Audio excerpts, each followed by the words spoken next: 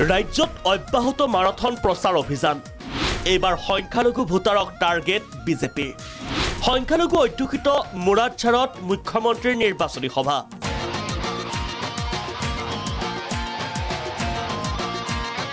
এই দৃশ্য হুজাই মুৰাদঝাৰৰ অন্তৰ্গত শিৱপুৰৰ হাজাৰ হাজাৰ সংখ্যালঘু লোকৰ মাজত মুখ্যমন্ত্ৰীৰ নিৰ্বাচনী প্ৰচাৰ আকৌ এবাৰ মোদী চৰকাৰ গীতৰ তালে তালে মুখ্যমন্ত্ৰীৰ নৃত্য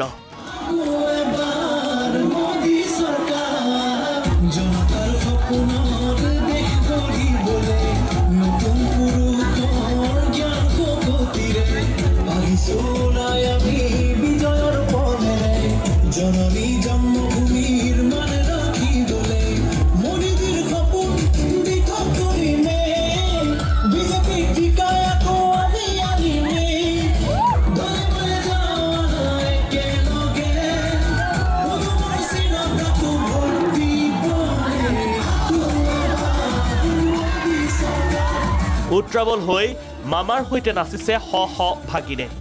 ৰাজ্যৰ ৰাজনীতিত এয়া যেন এক নতুন পৰিৱেশৰ ইংগিত কাজিৰঙা লোকসভা সমষ্টিৰ অন্তৰ্গত নৱগঠিত বিন্নাকান্দি বিধানসভা সমষ্টিৰ মুৰাদঝাৰত প্ৰচাৰ চলাই মুখ্যমন্ত্ৰীয়ে বোৱালে প্ৰতিশ্ৰুতিৰ বন্যা কাজিৰঙা লোকসভা সমষ্টিৰ লামডিং আৰু শোণিতপুৰ লোকসভা সমষ্টিৰ ৰঙাপাৰাতো প্ৰচাৰ চলাই কংগ্ৰেছক কঠোৰ সমালোচনা মুখ্যমন্ত্ৰীৰ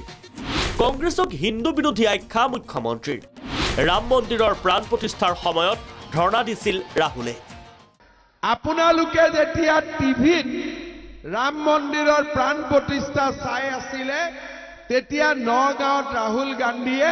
ধৰ্ণা দি আছিল তাৰমানে ৰামৰ প্ৰতি তেওঁৰ কোনো সন্মান নাই কৃষ্ণৰ প্ৰতি তেওঁৰ কোনো সন্মান নাই আমি মন্দিৰ উৎসৱ চাই আছো টিভি সকলোৱে ৰাম মন্দিৰৰ প্ৰাণ প্ৰতিষ্ঠা চাই আছে আৰু ৰাহুল গান্ধীয়ে ৰাস্তাত বহি সেই সময়ত তামাচা কৰি আছে শ্ৰীকৃষ্ণক লাভ জেহাদী আখ্যা দিছিল ভূপেন বৰাই কংগ্ৰেছৰ এজন সভাপতি আছে তেওঁৰ নাম ভূপেন বৰা অসমত লাভ জেহাদৰ কথা হৈ থাকে আমি লাভ জেহাদৰ বিপক্ষে কাম কৰো ভূপেন বৰাই কয় যে কৃষ্ণই লাভ জেহাদ কৰিছিল আপোনালোকে চিন্তা কৰক যে ৰাম আৰু কৃষ্ণৰ বিষয়ে ইমান বেয়া কথা কোনে ক'ব পাৰে খালি কংগ্ৰেছ পাৰ্টিয়ে ক'ব পাৰে আৰু কোনেও ক'ব নোৱাৰে তেজপুৰত ৰঞ্জিত দত্তৰ হৈ পদযাত্ৰা কৰে মুখ্যমন্ত্ৰীয়ে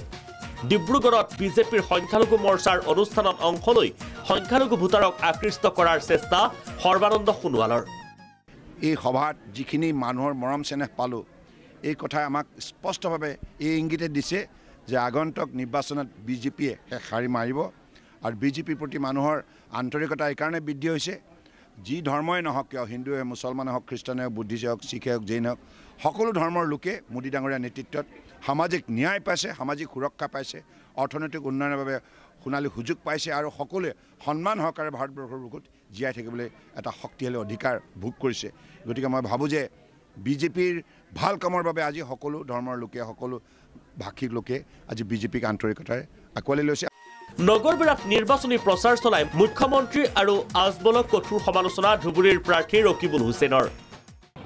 হিমন্ত বিশ্বক বেয়া পায় নে নাপায় মানুহে আৰু যদি তেওঁৰ সময় নাই হেলিকপ্টাৰৰ পৰা যদি মুখখন দেখাই দিয়ে তেতিয়াও আমাৰ কামত আহিব অলপ হয় নে নহয় ইমান অপ্ৰিয় মুখ্যমন্ত্ৰী জীৱনত আমি ক'তো দেখা নাই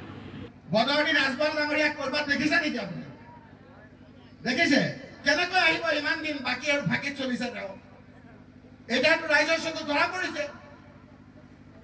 গতিকে ৰাইজ একতৰফা নিৰ্বাচন আল্লাহৰ ওপৰত তাৱাক্কুল কৰি ভগৱানৰ ওপৰত বিশ্বাস ৰাখি কৈছোঁ হয় নে নহয় ৰাইজ আপোনালোকৰ হাঁহিৰ দিন আহি গ'ল ৰাইজ